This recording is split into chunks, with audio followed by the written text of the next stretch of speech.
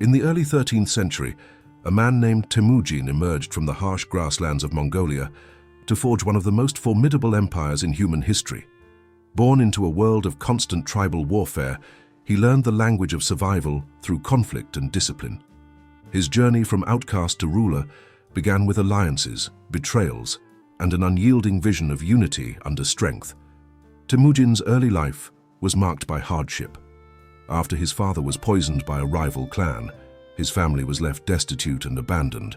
These years of struggle built in him a relentless will to dominate and control his environment. Every challenge became a lesson in leadership, every betrayal a reason to refine his command. His early victories came not from wealth or inheritance, but from strategy and the loyalty he inspired among his followers. By his late 20s, Temujin had begun consolidating Mongol tribes that had spent centuries in disunity. He understood the power of structure, dividing his followers into organized military units based on merit rather than birth. This system turned chaos into order and established a disciplined fighting force that could move across vast distances with precision. In 1206, the Mongol chieftains gathered and proclaimed Temujin as Genghis Khan, meaning universal ruler. The title was not ceremonial but symbolic of his vision, an empire bound not by bloodlines but by obedience and military efficiency. Under his rule, the Mongol steppe transformed from scattered clans into a single, coordinated war machine. Genghis Khan valued loyalty above all else. His code of law, known as the Yasa, applied to all members of his empire regardless of rank or origin. It enforced discipline in battle and fairness in the distribution of spoils. At the same time, it punished betrayal and disobedience without mercy. Justice under Genghis was absolute and immediate. His armies were revolutionary for their time. He used intelligence networks, psychological warfare, and rapid mobility to defeat far larger forces. The Mongols became known for their ability to appear and disappear across the horizon like storms. Their speed and communication allowed them to coordinate attacks across thousands of kilometers with military precision. Genghis Khan's strategies relied on understanding both geography and human nature.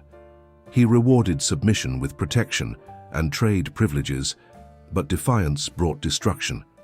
This duality, mercy for the obedient and terror for the resistant, became the foundation of Mongol governance.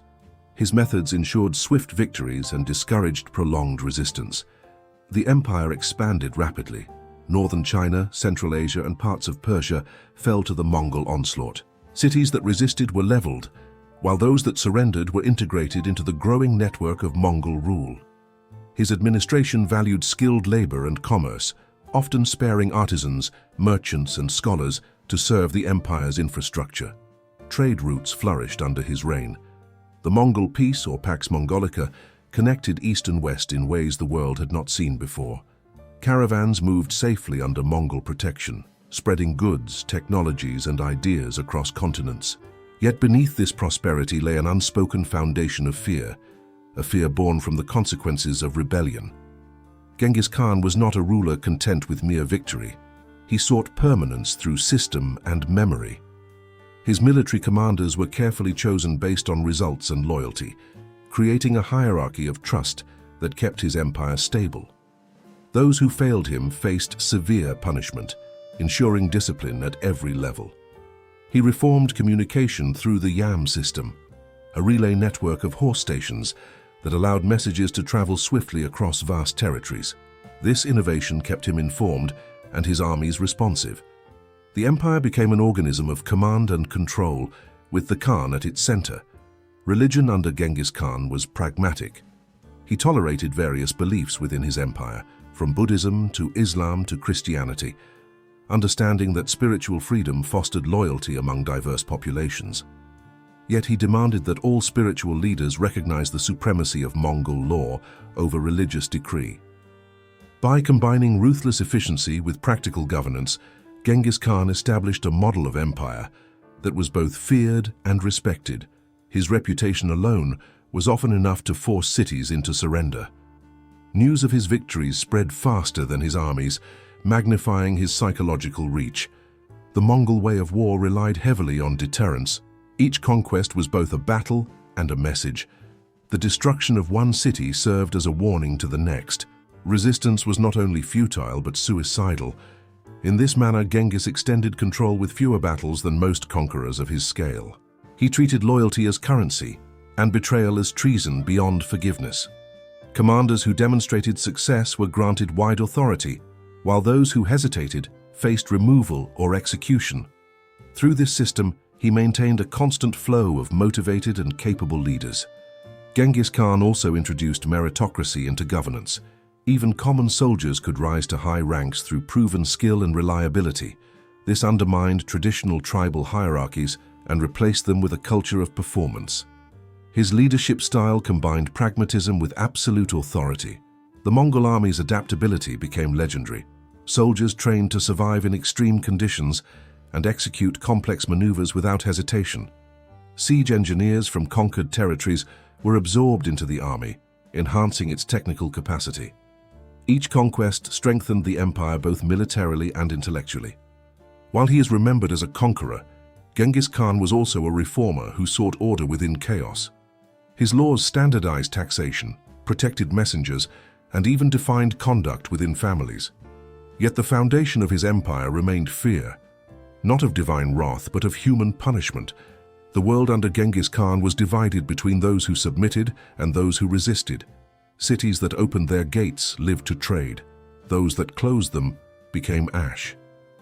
The Khan's policies were consistent and predictable, which made his terror all the more effective. It was not madness but method. As his empire reached across deserts, mountains, and steppes, Genghis Khan's rule became synonymous with inevitability. His name carried the weight of destiny and discipline. But beneath this empire of order and efficiency, a darker legacy was taking shape. One built not of stone or faith, but of skulls and silence. Genghis Khan's empire was not maintained through numbers alone, but through the deliberate use of fear as a political instrument. Every campaign carried both military and psychological objectives. Conquest was followed by demonstration, and demonstration by message. The most chilling of these messages took the form of skull pyramids, monuments of obedience built from the remains of the conquered. The practice emerged as the Mongols advanced westward across Central Asia. Cities that resisted the Khan's demands for submission were made into examples for all others. After victory, soldiers gathered the heads of the dead, cleaning them of flesh and stacking them into pyramids outside city gates. These structures served as warnings to travelers and future adversaries. They announced that defiance invited total erasure. The skull pyramids were not expressions of rage. They were systematic, organized, and purposeful. Mongol chroniclers described them as visual decrees, signs that the Khan's justice had been enacted. Each monument had its own hierarchy, the skulls of leaders placed at the top, their followers below, arranged by social order. Even in death, the Mongols reinforced their philosophy of structure. Quick reminder, if you are enjoying, do like the video and subscribe the channel for upcoming historical content.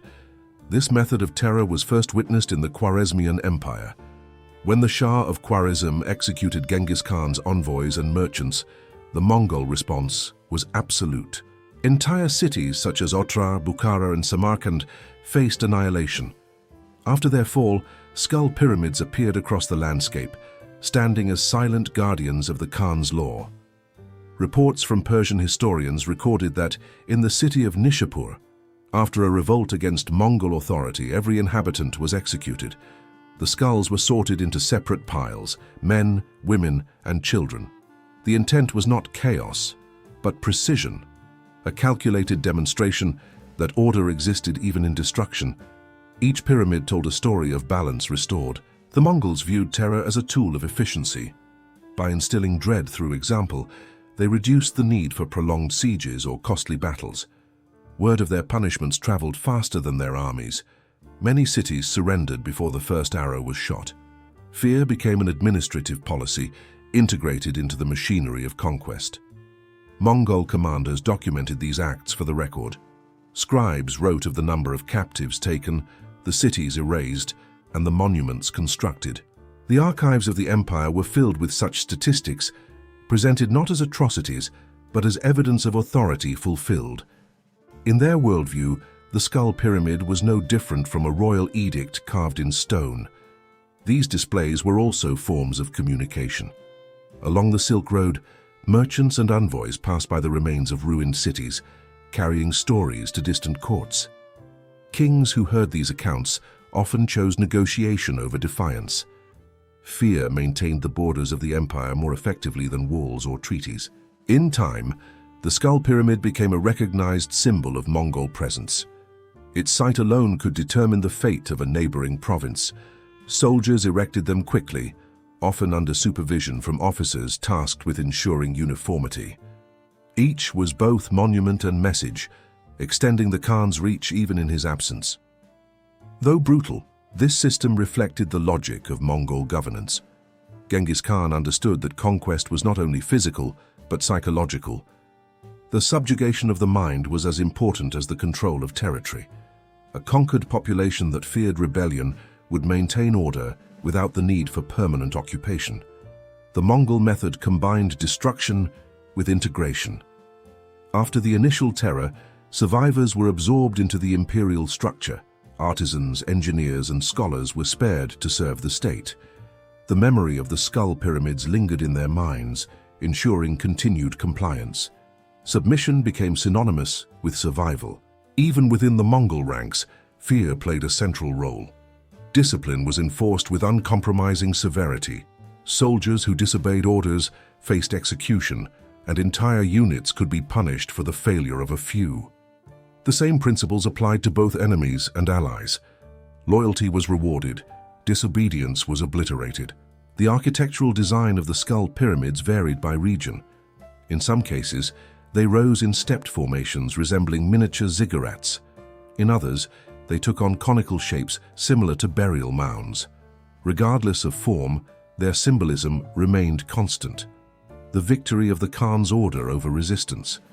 These monuments often stood for years, preserved by the dry winds of Central Asia. Travelers described them as bone-white hills shimmering under the sun. Their silence carried meaning long after the battles had ended. In this way, Genghis Khan's authority extended beyond the life of his campaigns. The Mongols did not consider these acts dishonorable. To them, punishment was an essential aspect of justice. Mercy was shown only to those who recognized it in advance. Resistance nullified the right to leniency. The skull pyramid was therefore a judicial outcome, not an act of vengeance. Chroniclers from conquered lands interpreted the same events differently. To Persians, Russians, and Europeans, the skull towers were symbols of barbarity and divine punishment. Yet even they admitted that Mongol rule brought stability once submission was complete. Roads became safer, trade resumed, and local conflicts diminished. Terror, paradoxically, produced peace. The Tree of Skulls, as later historians called it, represented the Mongol understanding of deterrence. Each city that witnessed one learned the cost of rebellion without needing to test it personally. Genghis Khan's empire functioned as an ecosystem of order sustained by memory and fear. In the Mongol chronicles, the building of skull pyramids was not glorified, but documented as administrative procedure. It was a message to history that the Khan's laws were inviolable. Every pile of bones marked the boundary between chaos and control. The empire's power rested not only on its armies, but on the psychological monuments it left behind. As Genghis Khan continued his expansion into Persia and Eastern Europe, the skull pyramids followed. They became part of the landscape, fusing geography with governance. Each one stood as a witness to his method: victory through structure, obedience through terror. By the time of his later campaigns, few cities dared to resist. The shadow of the Tree of Skulls hung over every frontier. The Mongol name itself had become a warning. Yet within the empire, order prevailed. Trade, communication, and law thrived under the same hand that had built monuments of death. The skull pyramids symbolized both the beginning and the consequence of Mongol rule. They were born from conquest but maintained peace through fear. As the empire stretched toward its height, Genghis Khan's legacy became inseparable from these silent towers, the architecture of obedience. When Genghis Khan died in 1227, his empire stretched from the Pacific to the Caspian Sea. His successors inherited not only vast territory, but a governing philosophy rooted in precision, order, and intimidation.